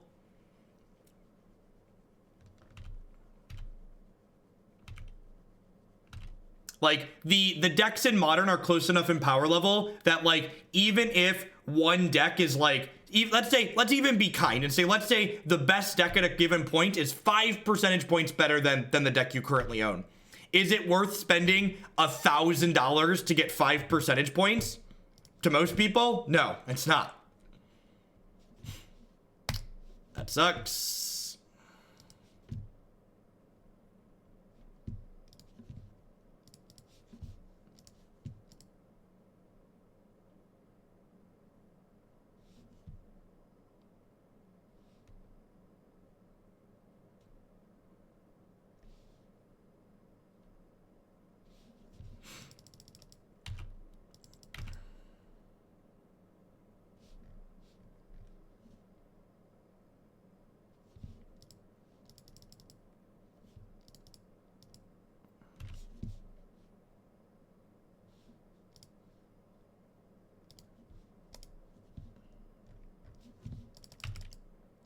Man.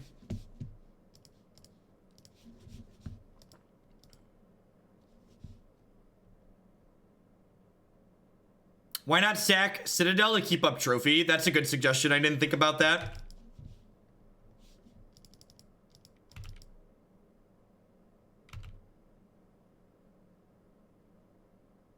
I'm dead, right? I'm dead because I didn't leave up trophy.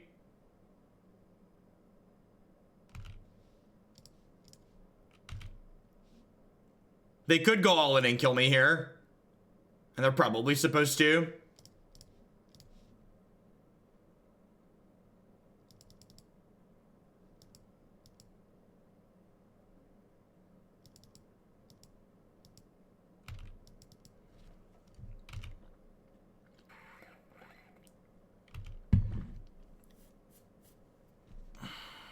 Yeah, we're very dead. Let's move along with our lives. All right. We always lose the mirror. Probably means the deck's unplayable.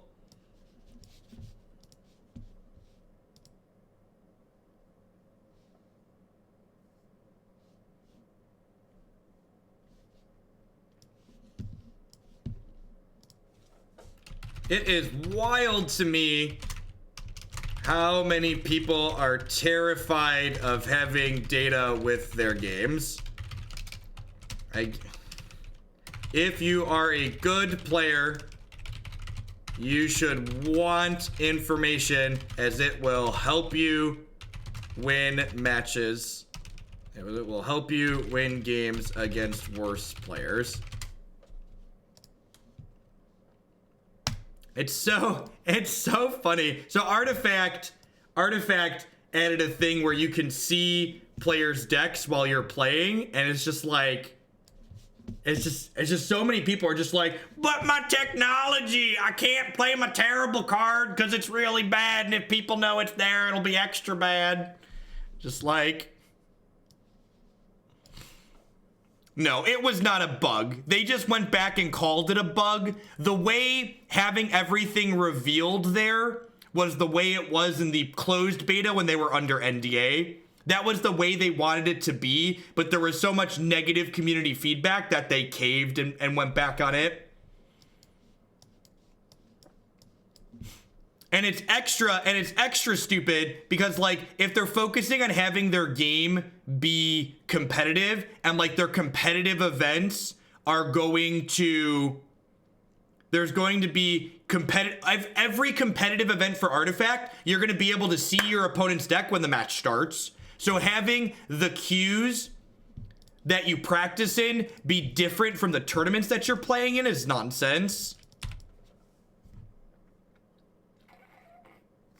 So I don't know how anybody's going to practice for that game. Because, like, you can't, there aren't queues that you can practice in. Full knowledge helps leverage skill. If you're bad at games, you should want less information. If you're good at games or want to get good at games, you should want more information. That is a nonsense comparison.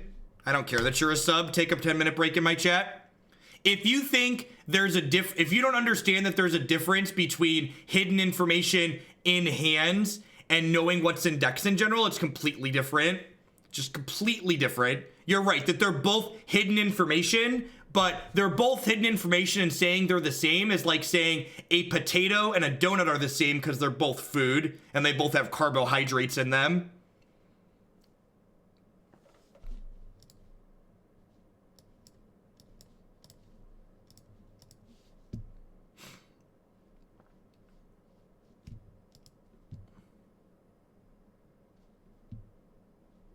What a jerk. Break my chat rules, get timed out in my chat. It's so wild that people it's so crazy to me that people on the internet are so used to just, like, being dill holes everywhere that, like, they come to one place where there's rules and then they break the rules and they get punished for breaking the rules. They're like, that makes me the bad guy. Like, I'm the bad guy for like enforcing the rules that are like, you click past when you come in. Like, sounds to me like we need some mashed donuts, right?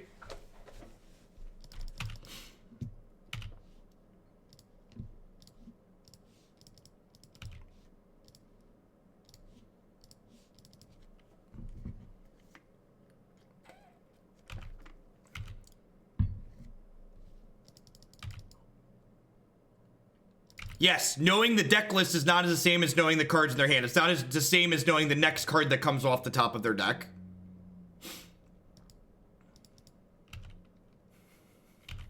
All right. Welcome to Modern. Enjoy your stay.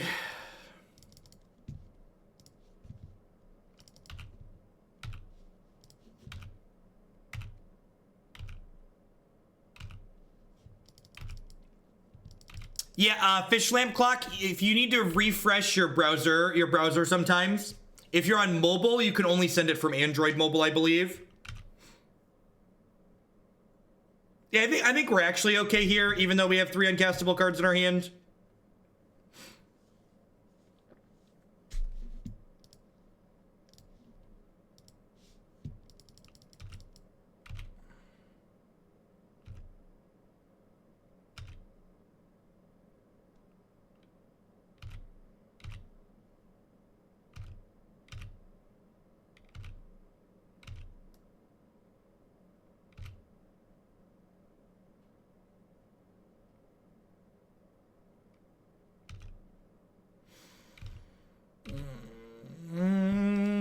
So we'd been talking about had we gotten punished so far yet for the decision of playing the splash, and we're finally getting punished here, right? Like we would be able to play this other Hardened Scales if I had a basic forest instead of this Blooming Marsh.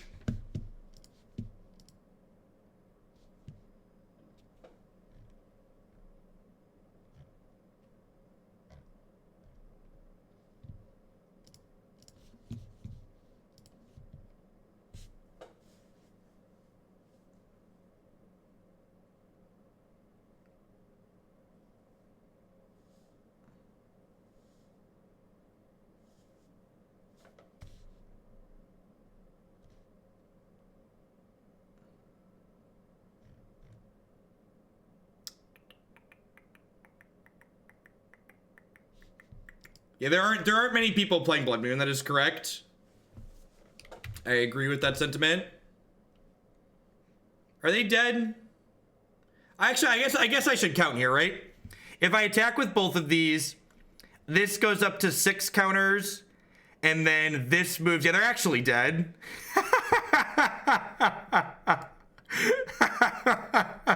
Oh, this deck's stupid. Gregor, thanks for the 9 months.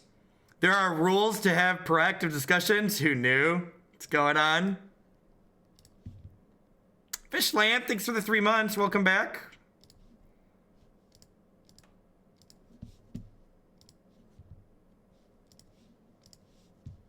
There's a lot of that. There's a lot of just in general, and it especially happens in politics, but it happens in TCGs too, where people use these intentionally dishonest comparisons to like try and say it's whataboutism, right? Like when one thing happens, people try to like throw these red flags away and go, well, what about this other thing that's also bad? It's like, well, yes, that thing can be terrible too, and maybe even worse than the thing that we're addressing, but that doesn't make the thing that we're currently addressing any less bad. All right, so trophies and nature's claims in. Is this a relic matchup? I feel like this card might just be too slow, right? Like they put a ton of stuff in their bin, and like holding mana up to pop this does not seem productive. What do we think?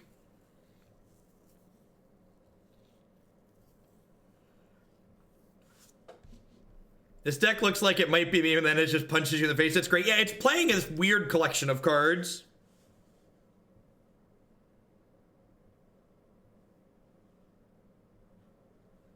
You're right. I could have gotten 1 more point of damage in, or 2 more points.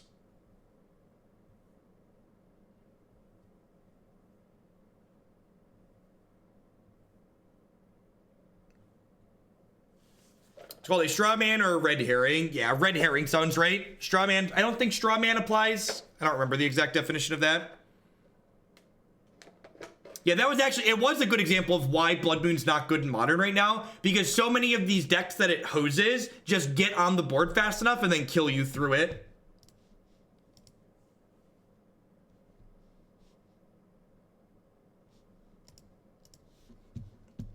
This hand's great.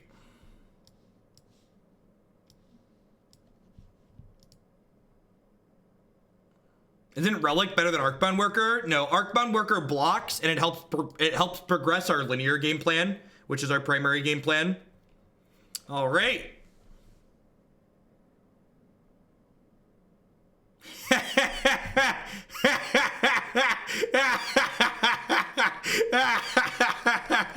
Nice Magic deck opponent. Nice Magic the Gathering deck. Nice Magic the Gathering deck.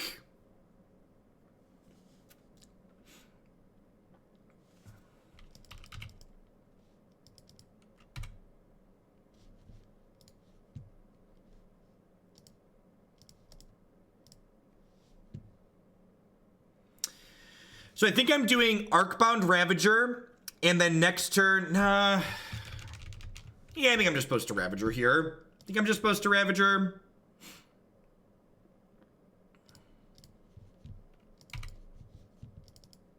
I think as a funny idea, you should quit streaming MTG and make a stream where you show up at one of our works and tell us we're doing it poorly.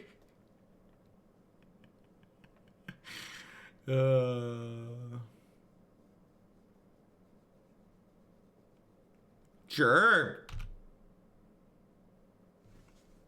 This actually, maybe I should have kept the second Mox in my hand here.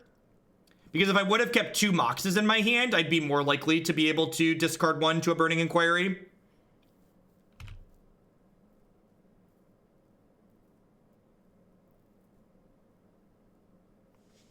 I personally like the Green Splash and Mill. That's why I have a Green Splash on my website.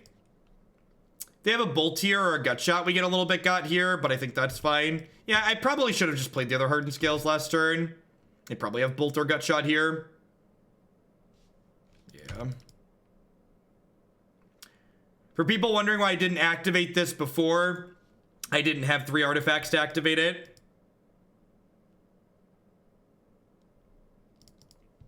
Which Jeskai control, Asim?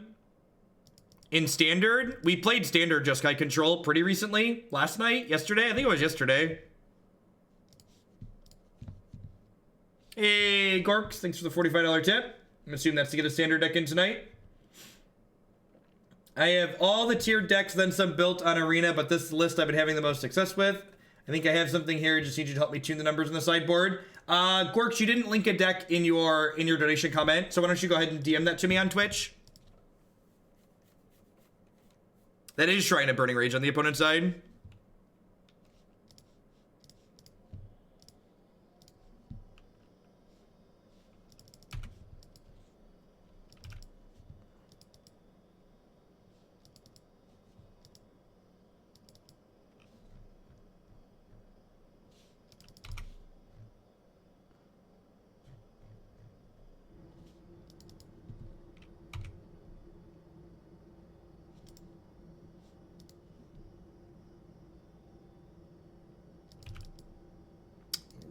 Really? Okay, that's interesting.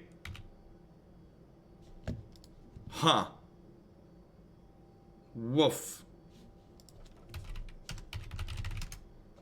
Click on my name there. There should be a whisper option.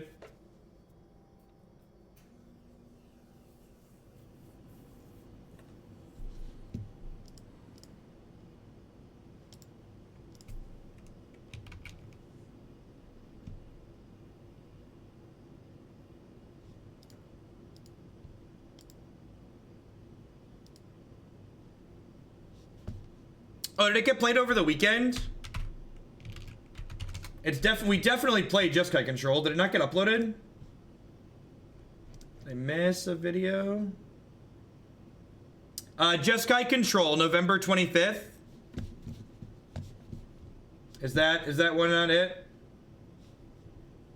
It was 3 days ago? The Sunday? Yeah, we played Jeskai Control Sunday night. There was a different list near the top yesterday.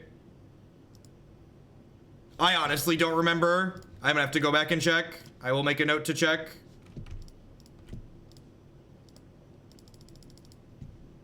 We are 3-1 with our 1 match loss being the mirror. This is in game 2 of this third match, and we're currently up a game.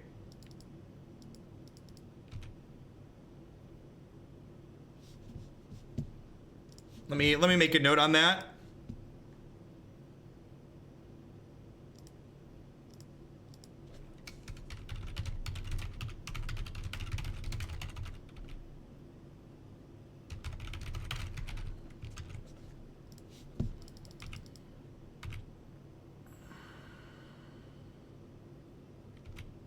Wow, no attack there's pretty good for us. Will I be streaming any more Modern this weekend? Yep, all day Sunday.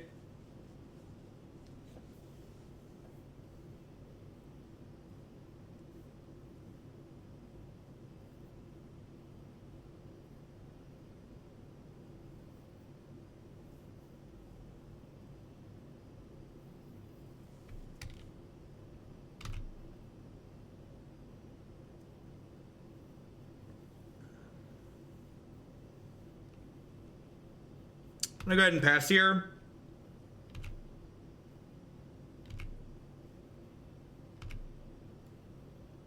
Yeah, Eidolon's very good, and then like the Shrine of Burning Rage just like ticking up with inevitability.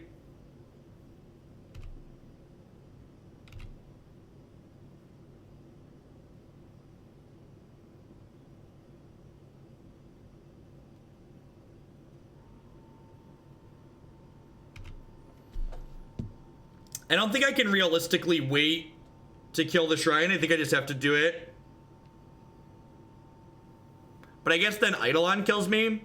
Because like if I shoot the Shrine here, I basically take 11 and then I can't play any spells.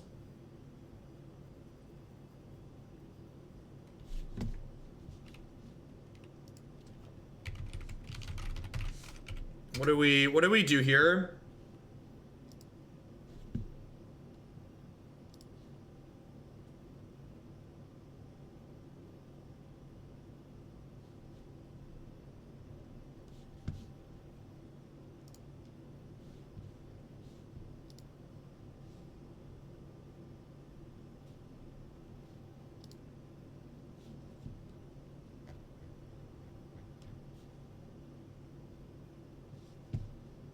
My schedule is linked below the stream. It's found on my website under live stream. You can also find the direct link here.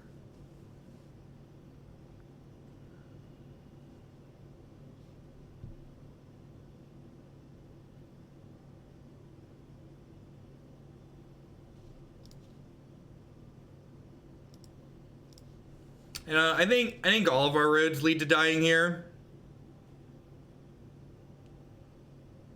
I think I really have a good line. The Shrine plus Eidolon put us on a tough squeeze, along with just like not having quite enough action earlier enough.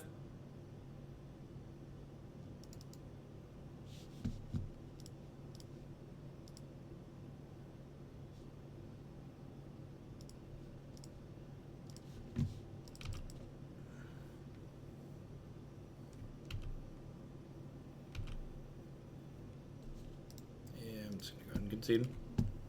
On to game 3.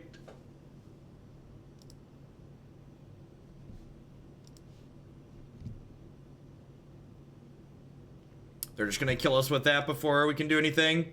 Maybe I want this Fatal Push because they have Eidolon in their deck. Eidolon's like pretty annoying. Seems fine.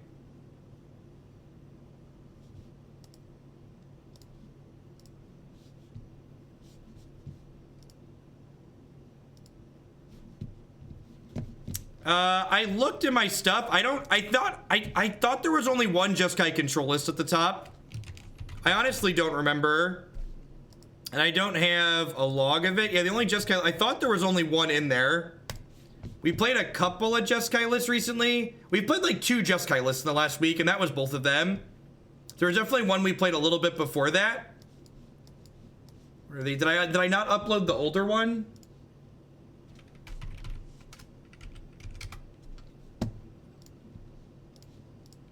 Because we played a do nothing Jeskai control deck, and then we played one that had a Niv in the main.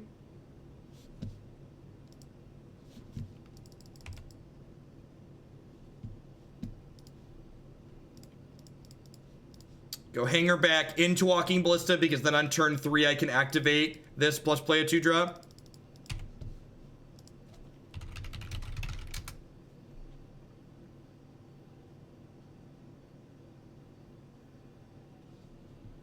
Yeah, I must have missed uploading one of the Just Guy Control decks.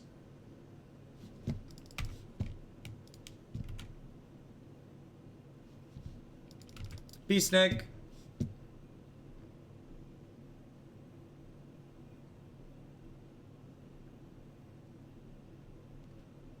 Did we wait long enough for them? There's one from the 15th up there, the 15th and the 25th. We bolting me? That's aggressive. Yep.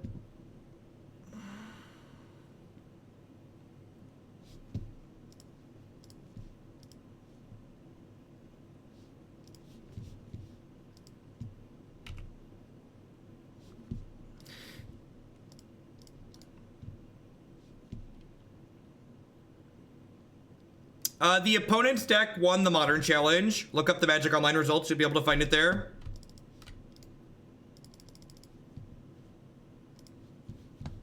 And Ectoban, thanks for the 313 sub. I appreciate that. Welcome back.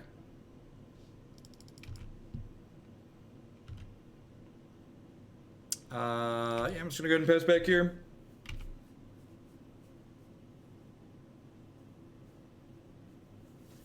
They have 4 cards left.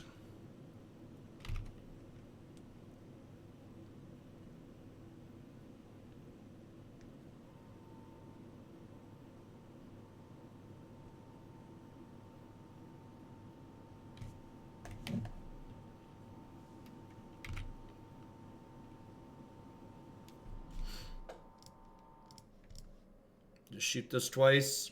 This is dead to Lightning Bolt regardless, so there's no reason to not just put it to 1 here, really.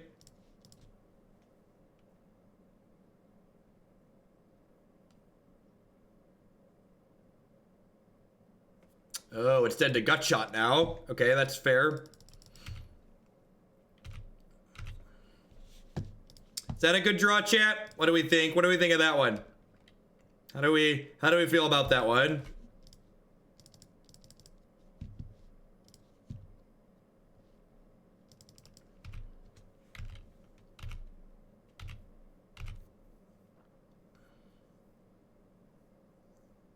How lethal is Arcbound Ravager?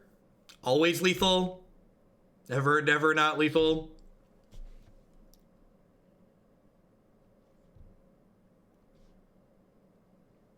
I'm just gonna take this hit, because I think we killed them on the backswing, right? This goes to... It's a bird on defense, sure. Ravager.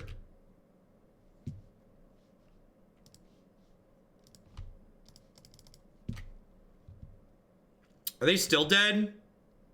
I'm 1 off of lethal, right? I shoot this twice, I hit them for 12, and then I can shoot them for 6.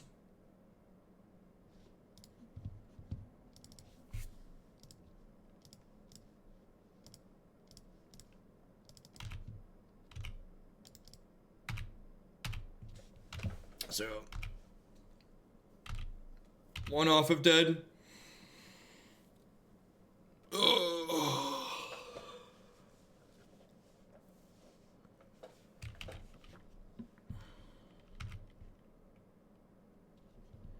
I'm gonna go ahead and kill this here. I don't know if there's a big difference between 8 and 9, but I want to find out. If they want to like bolt plus gut shot this, I think I'm okay with that. We just like put them to 3 and have a giant Hangarback Walker.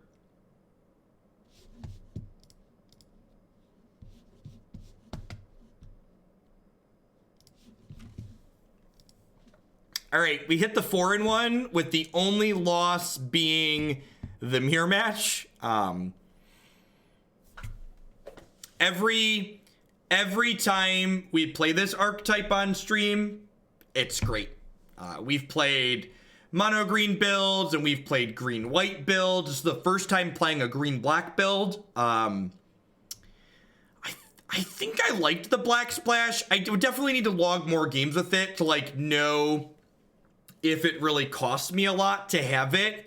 But both the Thoughtseizes and the trophies and the pushes were good at various points in the league. So I think if you like this archetype and you're looking for a direction to explore, I think this would be my pick for what I would work on. If I was looking to like take this deck and play it in a competitive tournament, I would start logging matches with this to determine if the black cards are a worthwhile addition. I think the Black Splash would be my preferred one at the moment. And remember, if this is your first time catching us playing Hardened Scales on stream, if you go to my website, there's a modern deck section, and then proven. The Hardened Scales archetype is listed under there, and you'll find a YouTube playlist all the times we've played this in the past. You can compare it to other builds that we've played previously. All right, up next.